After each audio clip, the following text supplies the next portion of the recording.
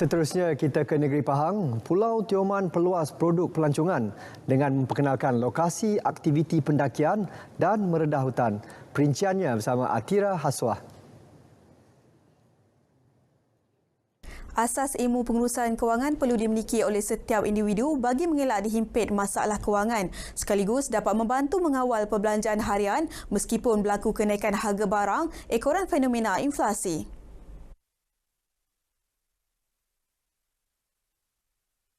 Menurut Ketua Cawangan Agensi Kaunseling dan Pengurusan Kredit AKPK Pahang, Saidi Yaakob, segelintir ketua isi rumah masih gagal membuat perbelanjaan secara bulanan yang membawa kepada pelbagai masalah termasuk beban hutang. Sehubungan itu, beliau menyarankan 10% daripada pendapatan bulanan disimpan bagi kegunaan untuk masa depan dan pada waktu kecemasan. Senaraikan perbelanjaan harian dengan melakukan bajet dan patuh pada bajet yang telah ditetapkan. Sekarang memang masa yang cukup penting. Kena buat bajet, tengok balik apa keperluan, apa kehendak, kena sesuaikan.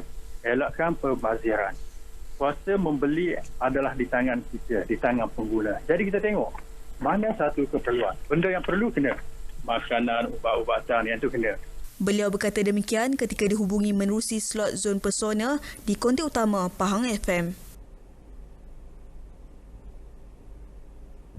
Seramai 221 penerima staf Akademik Universiti Malaysia Pahang UMP yang mengharumkan nama universiti berkenaan dalam bidang penyelidikan, penulisan dan pengajaran diraikan dalam Majlis Anugerah Cendekia Bitara. Anugerah edisi ke-8 itu turut mempertaruhkan 9 kategori yang dipertandingkan, antaranya penerbitan jurnal, geran antarabangsa, geran industri dan harta intelek yang dikomersial. Menjana pendapatan sebanyak RM50,958. Menurut Naib Chancellor UMP, Profesor Datuk Dr. Yusri Zainuddin, penganjuran program tersebut adalah sebagai pengiktirafan kepada penyelidik yang telah menyumbangkan kecemerlangan kepada universiti, seterusnya kepada negara.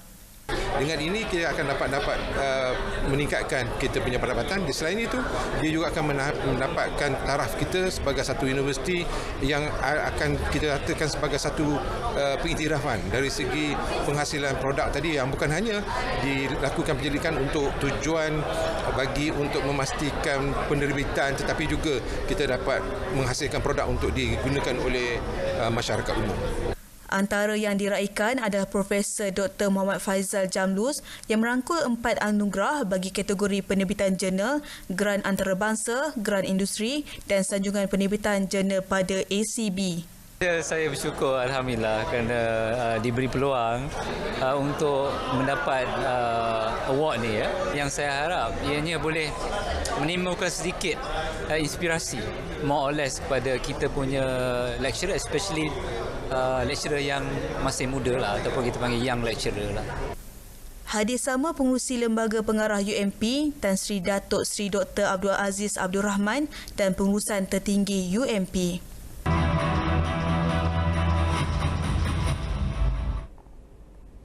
Pulau Tioman kini tidak hanya memberi peluang kepada pengunjung untuk melakukan aktiviti air dan dasar laut, malah akan dijadikan antara lokasi utama bagi aktiviti pendakian dan meredah hutan.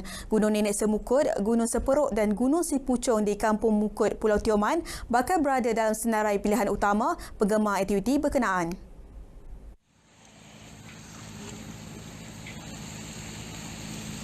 Pengarah Besar Lembaga Pembangunan Tioman TDA, Datuk Idrus Yahya berkata, program Hiking in Tioman HIT yang akan diadakan pada 26 hingga 28 Ogos depan akan membantu dalam menambah lokasi pelancongan di pulau peranginan itu. Buat masa sekarang ni, apabila disebut dengan Pulau Tioman, kebanyakan mereka akan pergi aktiviti di air ataupun snorkeling dan juga di dasar laut ataupun diving. Sebenarnya Tioman banyak produk-produk yang berasaskan hutan dan juga aktiviti di daratan seperti hiking, rock climbing, mencari reptisia dan juga pelbagai jenis binatang seperti T-Rex.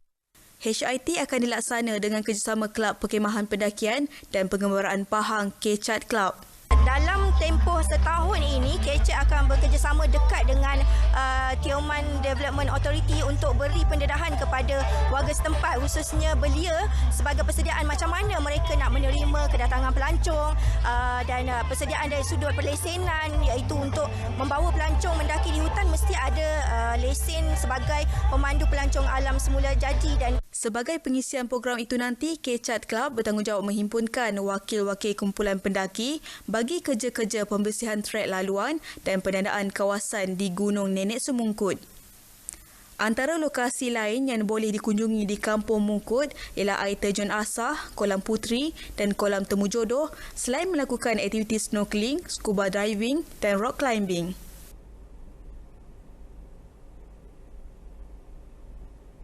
Laporan tadi mengakhiri berita setempat dari negeri Pahang. Kita kembali ke Angkasa Puri untuk berita seterusnya.